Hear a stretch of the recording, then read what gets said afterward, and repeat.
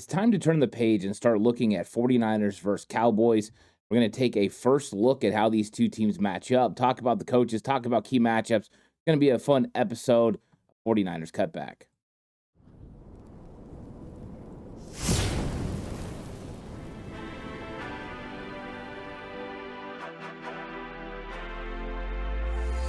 From the alley-oops at Kezar to the glory days at the stick. From who's got it better than us to brick by brick. It's always the 49ers way from off-season to game day. Yeah, we talk back. It's the 49ers Cutback.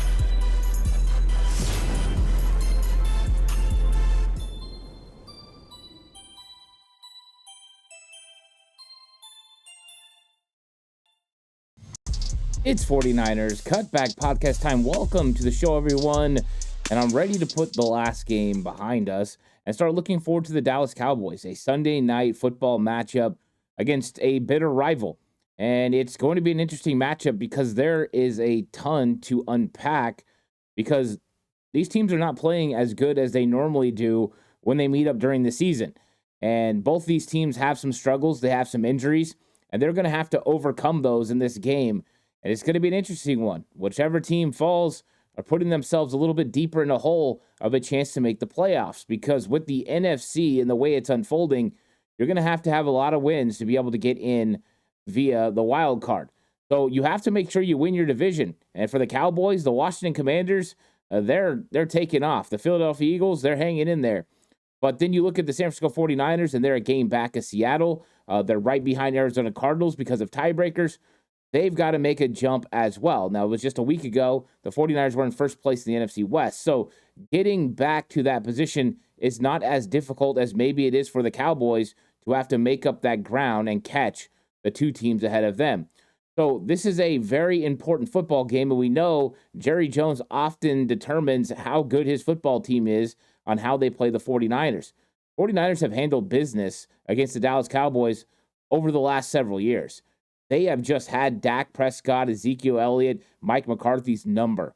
No matter what the Cowboys try to do, what personnel they throw at them, the 49ers handle business, whether that's in the playoffs or that's in the regular season. Just like last year, Sunday Night Football, 49ers go ham on the Dallas Cowboys and absolutely run them out of the building. Can they duplicate that performance? It's going to be difficult. They don't have the same guys. Brandon Ayuk, unfortunately, he's tore everything in his knee, his ACL, his MCL. They're even looking at further damage. He's not going to be back till probably somewhere in 2025. That's a tough loss for the 49ers. Deebo Samuel, he's been in the hospital dealing with pneumonia. Juwan Jennings, he's got a hip issue. He didn't practice last week and missed the game. There are some holes for the 49ers on offense. I don't know if you're going to run the Cowboys out of the building. Now, that's going to be the expectation. People are going to expect the 49ers to win and win big because of the injuries. Now, Dallas, though they've had tons of injuries, potentially could have some guys back. So that's going to be one of the fun conversations, is talking about who could come back, what Jerry Jones has said, and how that all plays out. And they've got weapons that are missing too. They're not going to have their number 2 wide receiver in Brandon Cooks. So it's not like Dallas is skating without injury. They have a ton of injuries. We're going to go through all that in just 1 second. Please like and subscribe to the channel if you haven't already. Really appreciate it. If you're listening on audio platform, 49ers Cutback on Believe Network, please give it a 5-star rating. And if you're going to bet with Bet Online. Basketball fans, it's that time of the year again. The NBA is back. From opening kickoff to buzzer beaters, Bet Online is covered with all the best odds, biggest promotions, and live in-game betting on your favorite teams. This season, every game matters. Bet Online is every stat, matchup, breakdown, and live odds to bet on during the game. And it's not just NBA. Bet Online has odds on everything from football to Major League Baseball playoffs, NHL to political props. Head to the website today to get in on the action with America's most trusted site for online wagering. Bet Online, the game starts here. So let's start building this game out. And I want to start with the coaching staffs. For the 49ers, there's been changes, and how people feel about those changes has been important. But when you're looking at coach versus coach, it's an interesting dynamic. You have Coach Kyle Shanahan and Coach Mike McCarthy, who are not just head coaches, but also play callers. And so you're going to get their feel for the game. And Mike McCarthy took over play calling a couple years ago. Of course, they moved on from Kellen Moore. He's in Philadelphia now. And he, of course, went Chargers, Eagles. He's moved around.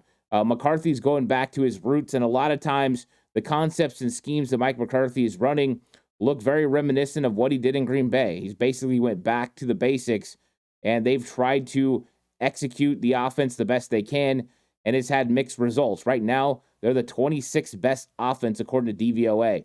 Not exactly going to scare anyone with their offensive weapons that they have right now. They are definitely missing key players, and that wide receiver room is vastly different. Yes, you still got CeeDee Lamb. He's really good. But you used to have other guys with them. You used to have Brandon Cooks. You used to have Michael Gallup. Michael Gallup went to the Raiders and then retired. Brandon Cooks is dealing with a knee situation because of an infection. He's out. He's on IR. And you're looking at their weapons, and they've got guys still, but they're not the level of talent that you're normally expecting. Now, they still got Kevontae Turpin, which means they got a ton of speed. They've got guys that can still produce down the field, but you just don't have the same guys, right? It used to be a three-headed monster when you looked at Dallas, and now it's changed up a little bit.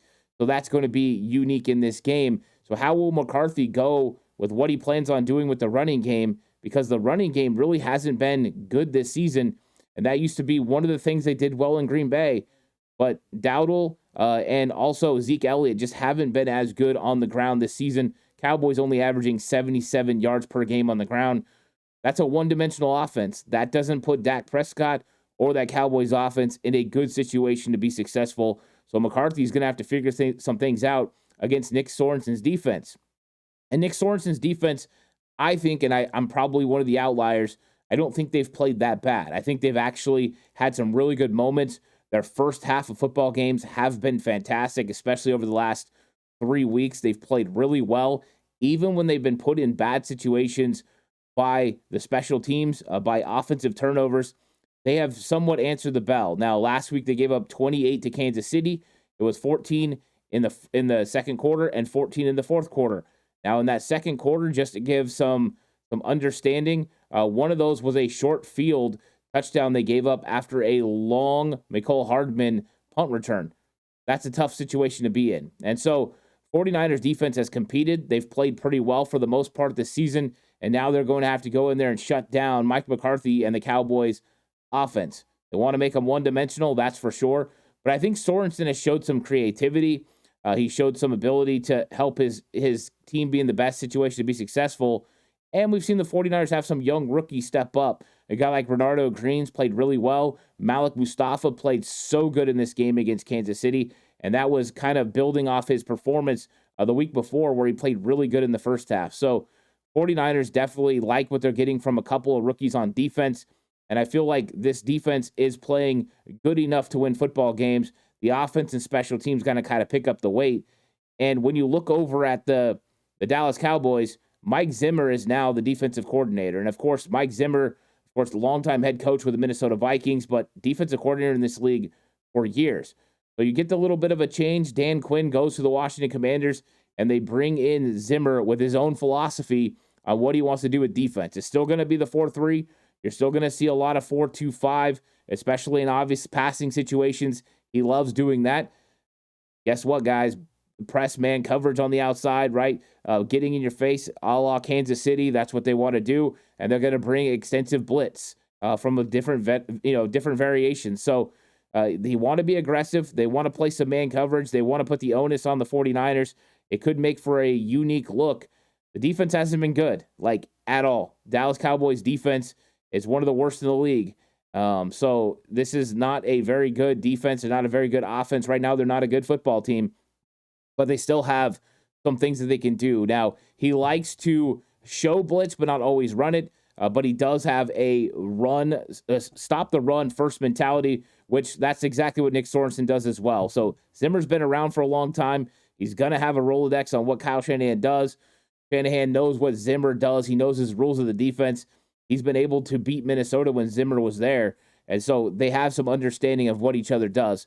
I think the biggest problem with this game has to be on special teams, where Coach Brian Schneider and the 49ers special teams are still ranked 31st best in the league. I mean, they're one of the worst special teams units, and a unit that was doing okay in punt now gives up the big return. We're falling all over the place. No outside contain. It doesn't look good. We're on our third kicker, Andres Carlson. He missed an extra point. It is a little frustrating when it comes to special teams, and it's not one area of the special teams. It's kind of all the areas of the special teams. And so this is one thing that you can't have be a weakness this week. The Dallas Cowboys are the best special teams according to DVOA. You were going to find one mismatch in this game that is bigger than any other mismatch. It is the special teams unit led by John Fossil against the 49ers Brian Schneider group. Fossil is tremendous special teams coach. It's like this. If the Cowboys fire Mike McCarthy and John Fossil's available, the 49ers better pick up that phone faster than they can finish saying McCarthy's fired. John Fossil would be a huge addition to the 49ers staff. He's that good as a special teams coach. So I have so much respect for the Dallas Cowboys special teams and what they're able to do because of John Fossil.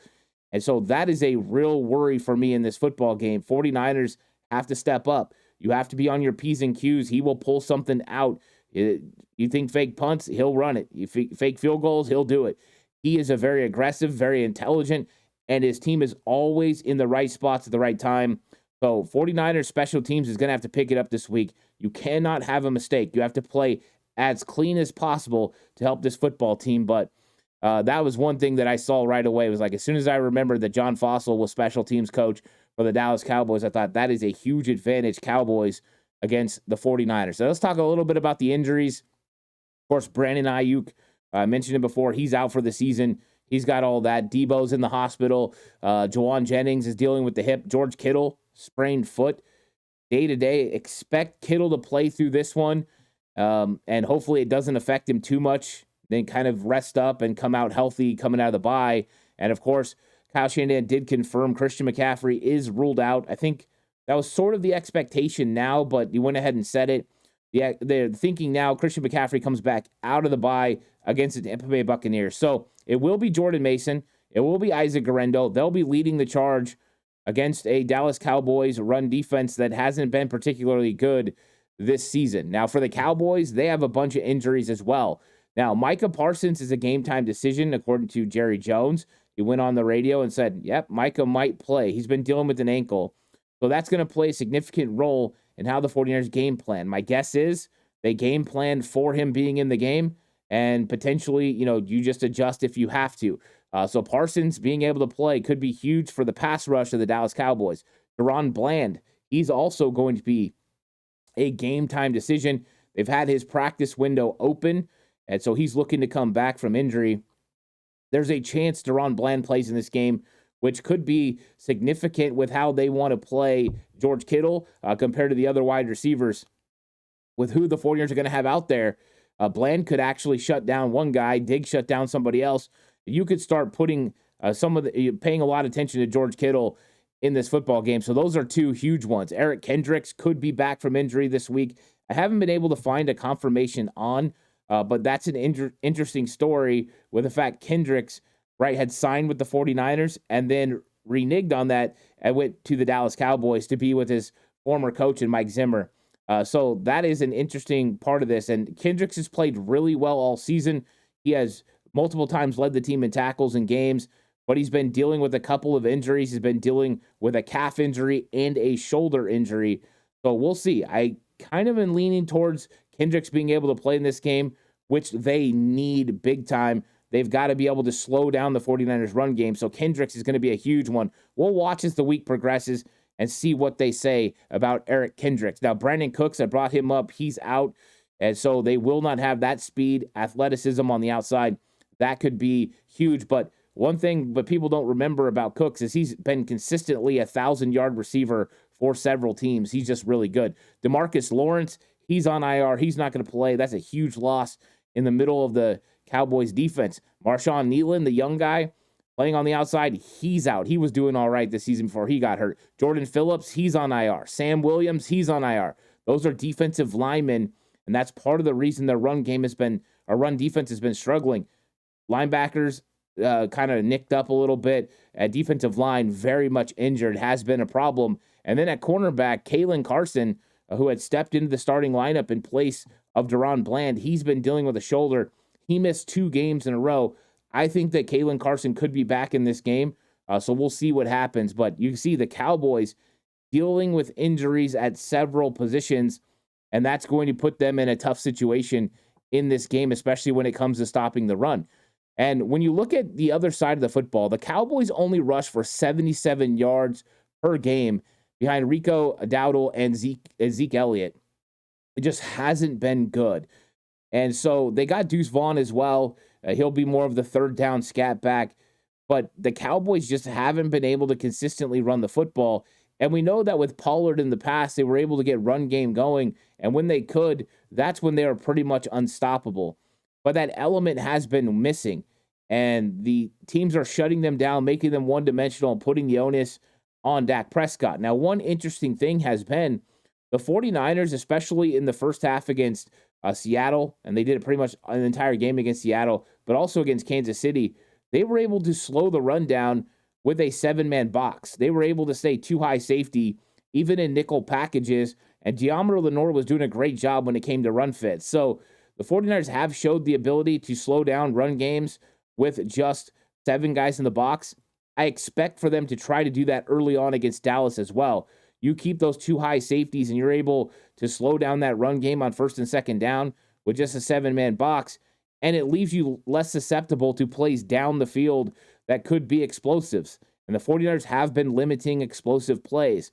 Didn't really give up any against Seattle. 1 play to Tyler Lockett in tight coverage. And then, of course, this last week, they didn't give up any to the Kansas City Chiefs. A couple big passes to Noah Gray, but nothing that would threaten them vertically as far as touchdown, more of it underneath coverage. So they've done a pretty good job of handling those situations, and I expect them to try to do the same thing this week. But can they be as good against the Cowboys as they've been against others? You would think so. I think Seattle and Kansas City had better run offenses than the Dallas Cowboys, so the 49ers are going to try to do that. And if they're capable of doing that, that's going to make the game a whole lot easier for Coach Nick Sorensen and the 49ers defense, as they'll be looking to get some pressure on Dak Prescott on 3rd and long, and that helps by first and second down having effective play. Now, the 49ers have won when they've been able to stop the run and make the other team one-dimensional. You look at their wins this season, and it's very clear, right? You look at the Jets game, 49ers held them down, didn't let them get going at all. You look at some of the other games that they played, they did the same thing. The Seahawks only over 50 yards rushing, and that's against a very good run defense. The 49ers have found ways to slow down running games, and that's when they've won. So they need to make sure they make the team one-dimensional. Now, they were doing a pretty good job against Kansas City until the second half. Kansas City started playing with the lead, and then they were able to duo block and get a push on that interior defensive line and open some nice holes. And so that really got that run game going. But overall, it was a pretty good performance for the 49ers. There were some scramble yards in there, some of those jet sweeps, and they'll have to make sure they're ready for it, right? Mike McCarthy's going to see McCall Hardman. He's going to see Xavier Worthy running those jet sweeps, and he's going to try to do the same thing with Turpin and CeeDee Lamb. So head on a swivel if you're playing on the edge this week. Make sure you're at least guarding those guys and paying attention to bodies coming back towards you. That's going to be another key element in this, is if you can't really get a run game going with a traditional run look, then you've got to find other ways. And getting jet sweeps and testing the 49ers wide 9 defense is going to be one of the ways they do it. So I think that'll be an element of this football game for the 49ers to stop. But if they make the Cowboys one-dimensional and they slow down that running game and don't allow any explosives or any big plays in the run game, the Dallas Cowboys and Dak Prescott are going to struggle to consistently get first downs and convert on third. They just haven't been very good at it this season. They haven't been able to score a lot of points, and their offense has just been ineffective. So 49ers can make them one-dimensional to have a real shot. One of the matchups I love for the 49ers is Nick Bosa versus rookie Tyler Guyton. Guyton played right tackle at Oklahoma. But part of the reason I feel the most confident about this matchup is 49ers were in the market for a offensive tackle in the draft or offensive lineman. And so Tyler Guyton was somebody that we all broke down. And we know what his strengths and his weaknesses are. And what we've seen from Tyler Guyton is a guy that has played pretty well for a rookie. But he has given up 4 sacks this season in 6 games. So you have an opportunity for Nick Bosa. He has the 8th most penalties as far as from the offensive line position. So he's having to grab, he's having to hold, he's having to have some problems there. So I think the 49ers have an opportunity to get Nick Bosa on Tyler Guyton. And I think once again, you have some tackles that potentially you can take advantage of. But I like Bosa on Guyton the most. But how does Dallas go about helping? Are they going to be able to chip? Well, we've seen Nick Sorensen kind of help with that a little bit. Bring a linebacker off the edge, change the alignment for Nick Bosa. They've been able to creatively find some things where they can keep chips from happening with showing blitzes, or like I said, bringing a linebacker off the edge. It's made it a lot better for Bosa and for Leonard Floyd, and they've had more opportunities, which they've taken advantage of over the last 2 weeks. So pressures are up for Bosa, all-time high. I expect that to be a big part of this football game because I think Bosa's mixture of speed and power are a little bit more than what Guyton can handle. Now, Guyton is a very athletic offensive tackle. He can move with the best of them, but if you get him off balance, that's where you can win. So expect Bosa to try to take advantage of some inside moves this week. Now, with Dak Prescott's legs, same thing that you had to worry about last week with Patrick Mahomes and with Geno Smith. Dak's a really good runner. You have to make sure you have rush lane integrity. Bringing blitzes and bringing 5 guys to create rush lane integrity could be huge for the 49ers, especially if they can force some 30 longs. So Bosa versus Guyton, I like in this matchup. I think that's an opportunity. One matchup I want to keep an eye on is Kevontae Turpin versus the 49ers secondary. So the 49ers have had some issues with speed wide receivers this season. All you have to do is go back and look at Tutu Atwell in the Rams game. He was able to get down the field and create some big-time plays vertically. Now, last week, the 49ers went against the fastest wide receiver in football. In fact, the fastest player in football, Xavier Worthy, and they held him for the most part. There was one play where he had a breakdown in coverage, and Xavier Worthy got behind both safeties, and luckily Patrick Mahomes overthrew it. So there has been opportunities for speed receivers. We've seen them try to go to the slot fade. Deommodore Lenoir played it phenomenally last week. He played Xavier Worthy great when it came to slot fade. So expect Mike McCarthy to try to get Kevontae Turpin in some advantageous situations, get vertical down the field, and have some big plays. Expect him to run some jet sweeps. Well, the 49ers have to prove that they can handle speed. The good news is Charvarius Ward had his best game of the season last week against the Chiefs. Did a really good job. So that's good news. Renardo Green has played 2 games straight, and he has done fantastic. He is elevating his game. That's good news. And a lot of people aren't going to see it because PFF grades aren't going to say, but Deommodore Lenoir is playing some of the best football in the NFL right now from the nickel and on the outside when he's asked to do that. He has been phenomenal. Run fits really great. Good tackler. Good in coverage. It's just been really good from Deommodore Lenoir. So Kevontae Turpin's going to be a huge matchup for the 49ers. They have to win. A matchup I don't really know how it's going to go, but I think the Cowboys are probably going to try to exploit is the tight ends. They're going to try to get Jake Ferguson, Luke Schoonmaker, some opportunities against the 49ers safeties and linebackers. Last week, Jair Brown got stuck with the task of Travis Kelce, and I thought he did pretty good overall. And the 49ers made sure they kept Kelce in check for the most part. But you look over and you've seen that the other tight end, Noah Gray, had a lot of success. He was able to find some openings as the defense kind of lost him, whether that was up the seam against the cover 2 or that was outside when the 49ers were in their cover 4. Kind of had Renardo Green not fall off like he should have onto Noah Gray. So 49ers are going to have to be keen on stopping the Dallas Cowboys if they go to these big sets, 12 personnel, putting 2 tight ends on the field.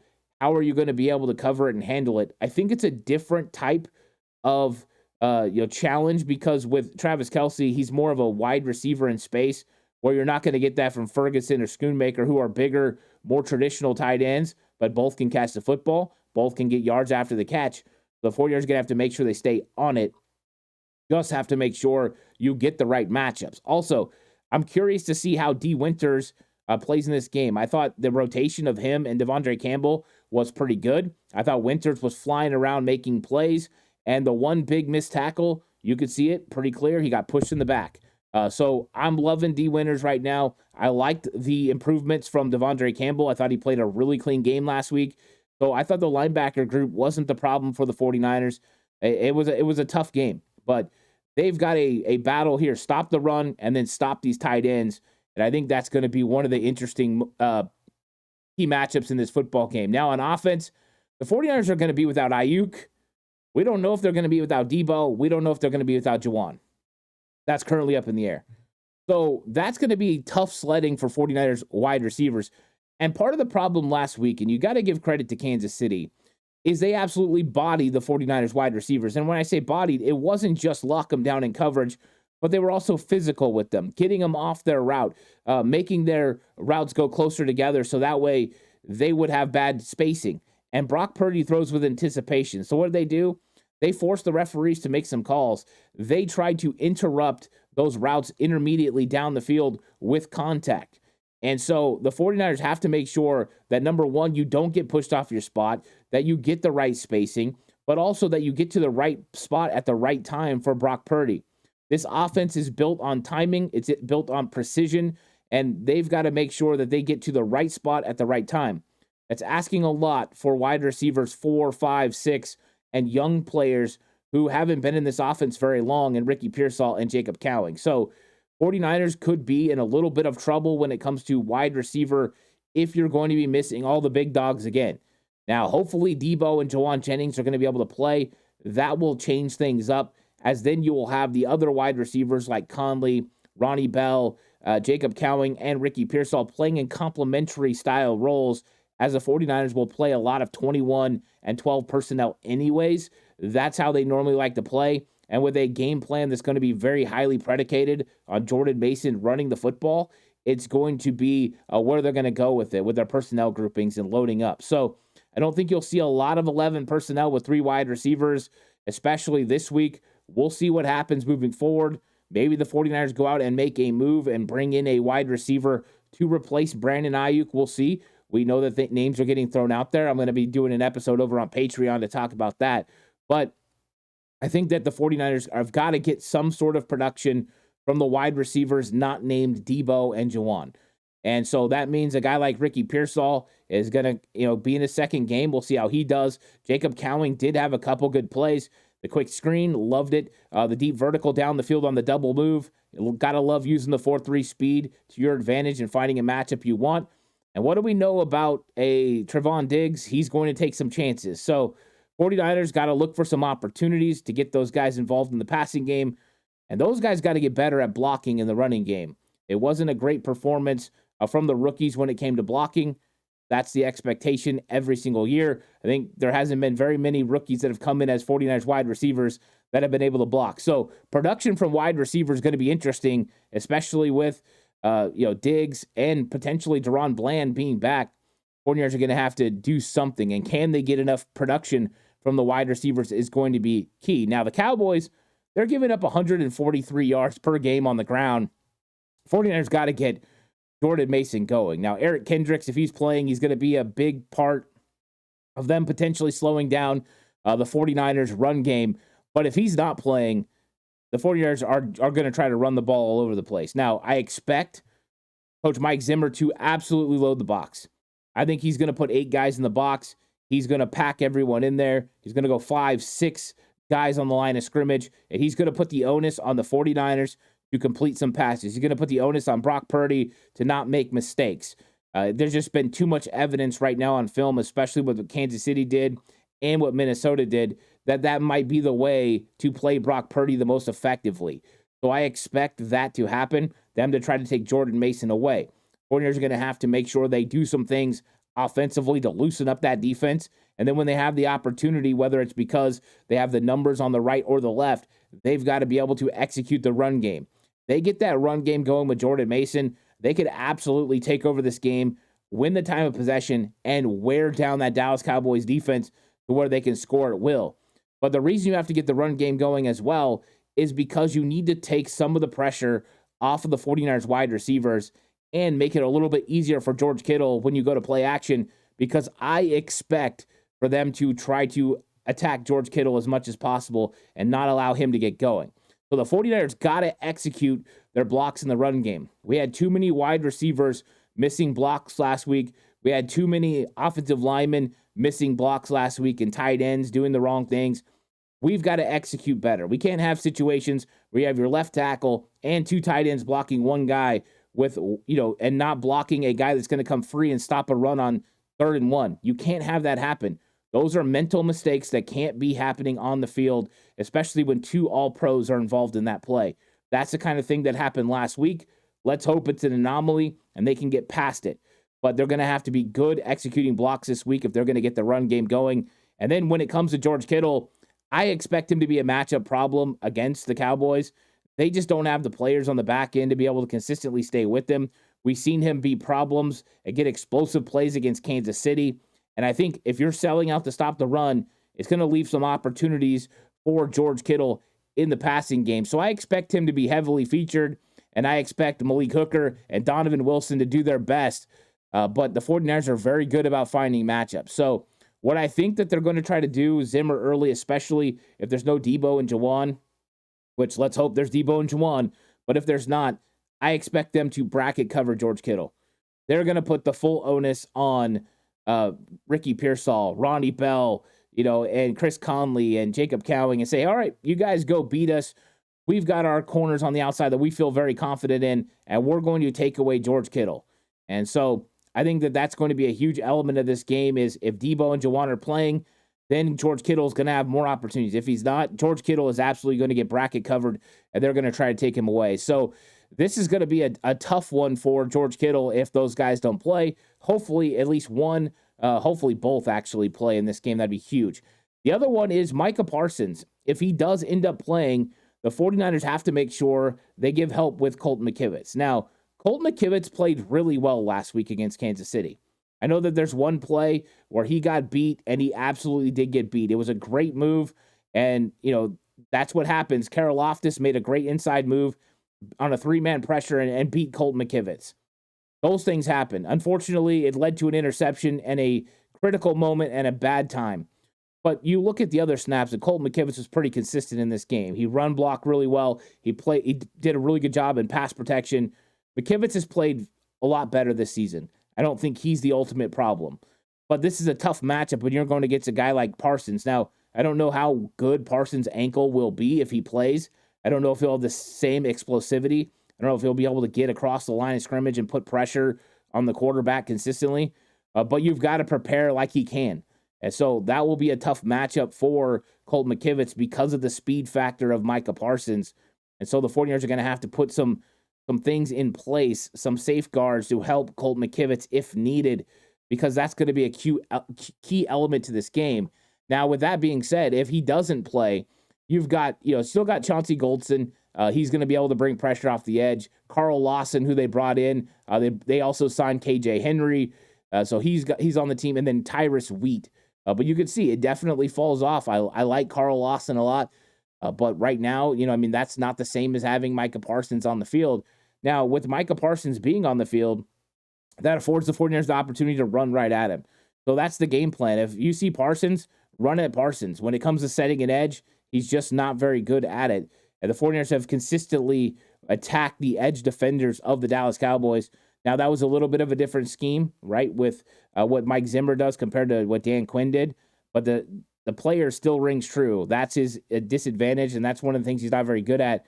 So go take advantage of it. So this was the 49ers versus Cowboys first look. It's going to be a fun week, kind of getting into this rivalry and getting back to another big must-win game for the 49ers. Both these teams really need a win. Please like and subscribe to the channel if you haven't already. If you're listening audio platform, 49ers Cutback on Believe Network. This episode was brought to you by Bet Online. The game starts here. I'll catch you guys on the next one. Until then, stay safe. And remember, the right way is always the 49ers way.